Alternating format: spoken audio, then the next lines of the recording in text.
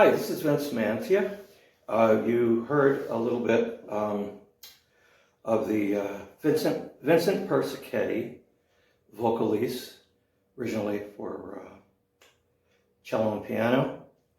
And in that vocalise, there's quite a bit of whole tone work.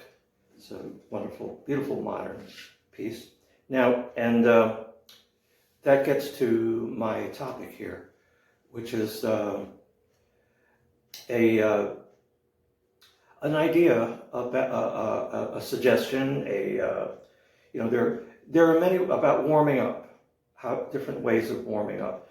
There are many different ways of warming up. We have our traditional scales, major and minor scales, arpeggios, and chromatic scale.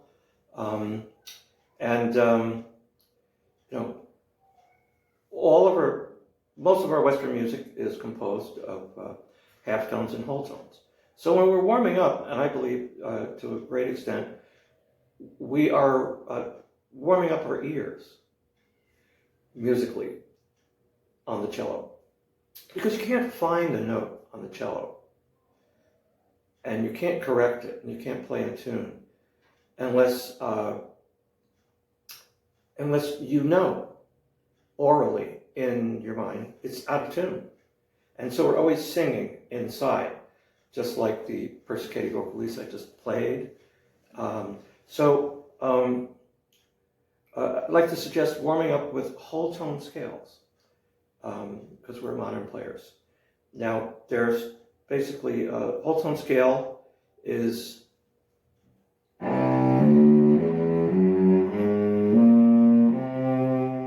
seven tones. That one from open C to from C to C. Okay, so it's 6 different tones and 7 is repeated. So it's a 7-tone scale, 7 whole tones. And there are 2 forms that encompass everything, which is C natural whole tone scale. For example,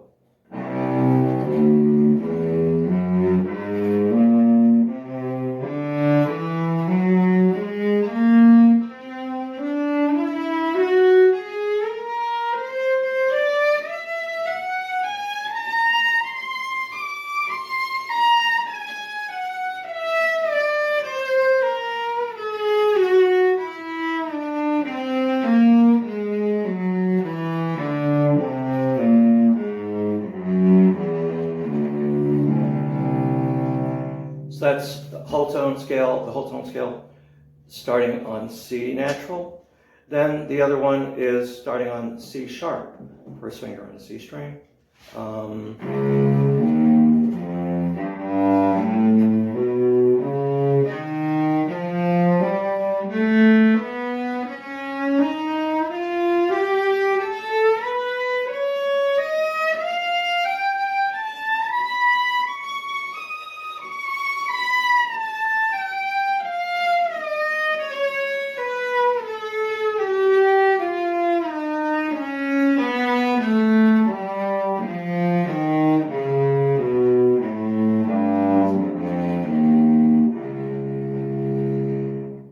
So those are the 2 different forms, and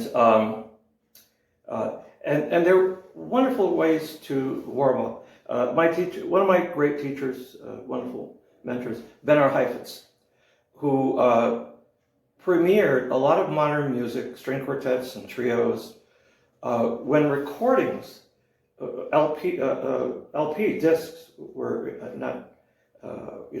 Vinyl recordings were just being made, and so he did a lot of modern music, and so a lot of these wonderful, incredible, very famous string quartets, trios he played with, and did a lot of Schoenberg and all kinds of modern music. A lot of that music was retired into vaults just years ago, and but he was a very modern player, and this is one of the things he taught me about playing the cello, and it is one way of warming up. Now, some of the wonderful advantages of it, aside from just warming up your ears, you want to play slowly and really listen, is give you some hints on how you practice. You should, what I call replaced fingers. In the beginning, we are taught to hold down our fingers in a block fashion, all right, when we play. But as you play, you should pay special attention, especially as you're playing slowly, to whether your each finger is active. What do I mean by that? Here's one example. Let's take, for instance, on the A string, the whole tone scale.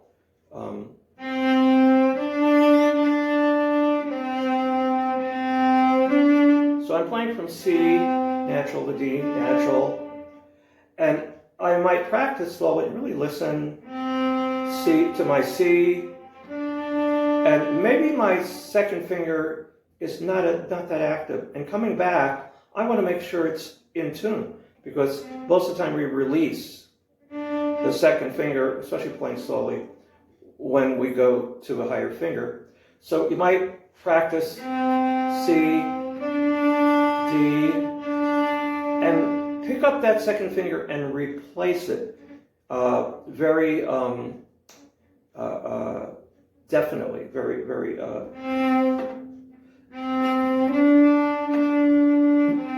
make it active. Make sure that it is actively coming back to the same note you started in tune. Now, if you vibrate, you are throwing your hand off balance. You got to release the second finger. So this is a very good practice. Pick up that finger and listen. Come back to it. Make sure is it the same pitch as coming back as I started with. 2, 1. Is that 1? Pick it up.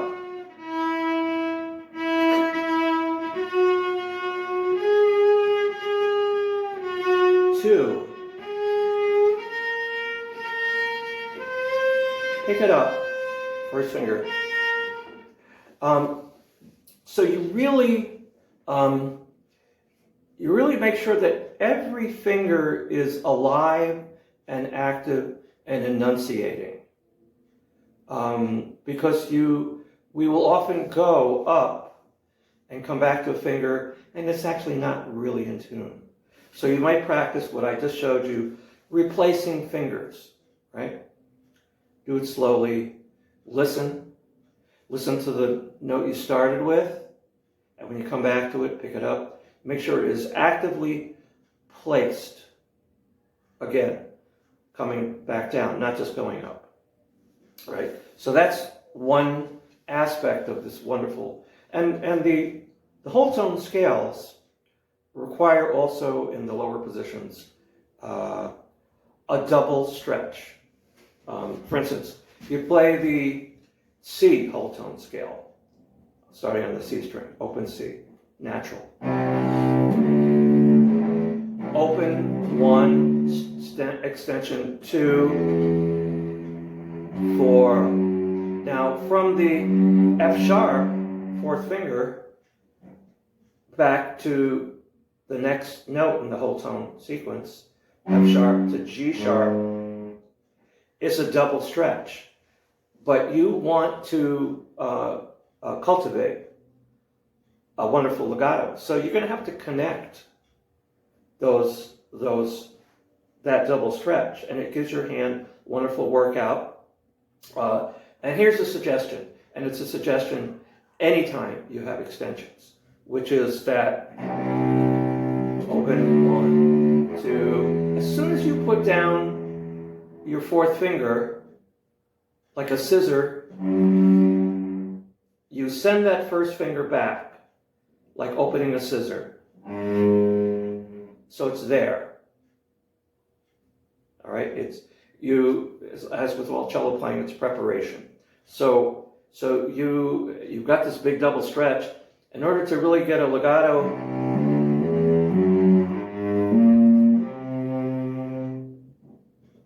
you've got to anticipate this scissor motion.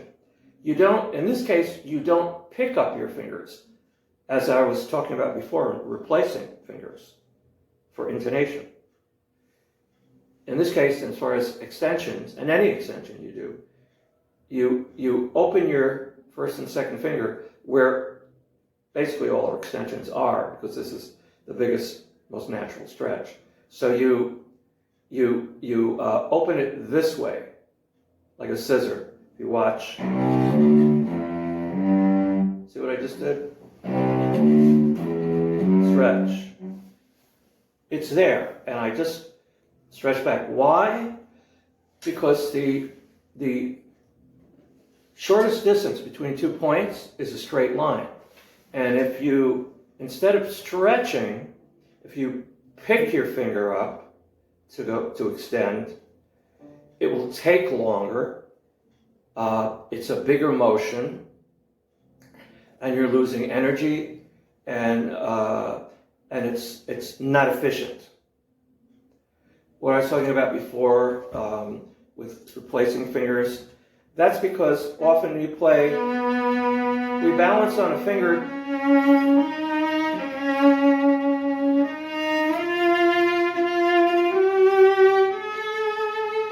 every time we vibrate on a long note on a finger. We're balancing on that finger. We're focusing the weight of our arm through that finger, and we're rebalancing our whole hand. So the finger itself, replacing to find the note, is a different technique than normally stretching. Scissor. There's an exercise, I forget which one, everybody knows it, I think, which is 1, 2, starting with E natural on a D string, 1, 2. So you go 1, E natural, F, stretch, E flat, F. And when you do that stretch, you use the scissor motion, because you don't want to lift and waste energy, and it takes longer when you create a longer distance by lifting your finger. So it's a scissor motion. You've got to cultivate that motion with extensions. So that was 1, 2, going to the E flat. Then it's E, F sharp, 1, 3, to E flat.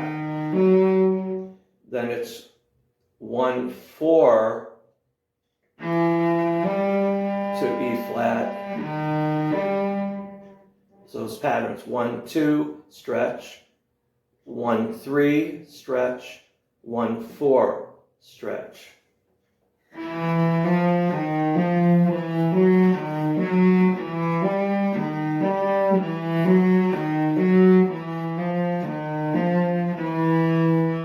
And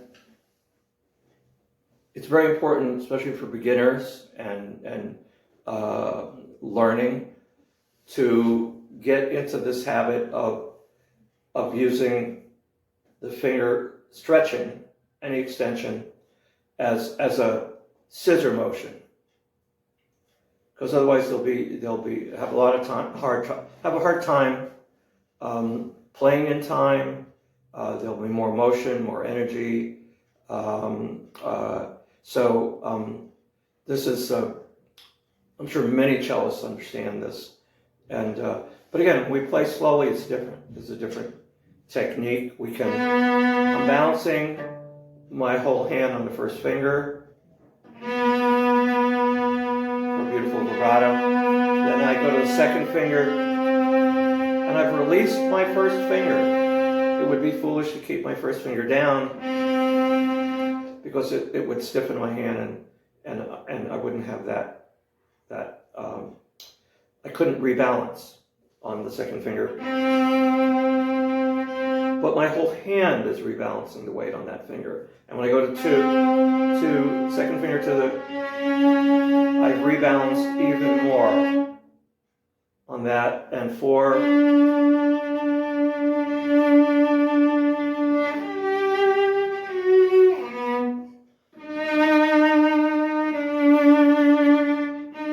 third finger balance, second finger.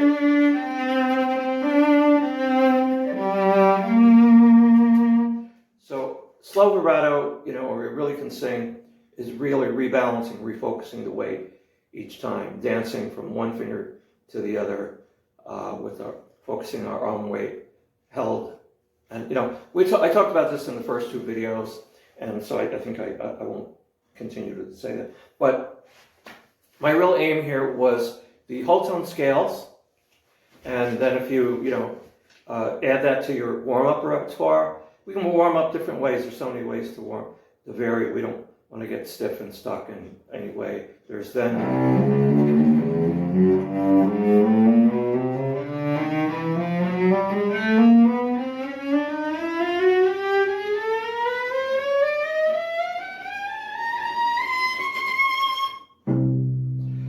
C chromatic scale. So if you warm up with whole tones, C and C sharp whole tone scales, and you warm up with a chromatic scale, C, you're going through all the half steps and whole steps. Most compositions are written in Western music, and of course I know some people will say, well, yeah, but you're forgetting about microtones. Yeah, well, every time we shift and we calculate shift, we are using microtones. Sorry, hi. I got this